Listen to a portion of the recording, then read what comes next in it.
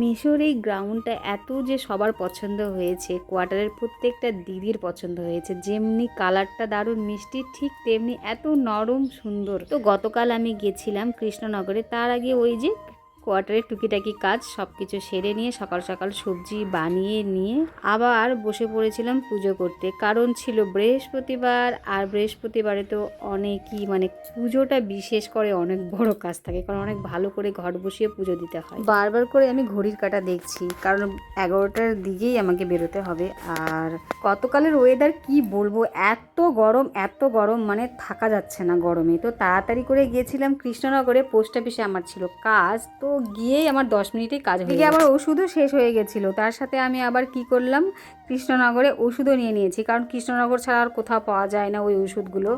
এত গরম না, পুরো মুখ যে আমি ঢেকে রেখেছিলাম, পুরো মুখটা আমার জ্বলে যাচ্ছিল গরমে। তো তাড়াতাড়ি করে কোয়ার্টারে এসে আমার এত খিদে পেয়ে গেছিলো যে তেল পিঠা বানানো ছিল সেটাই খেতে বসে গেছি।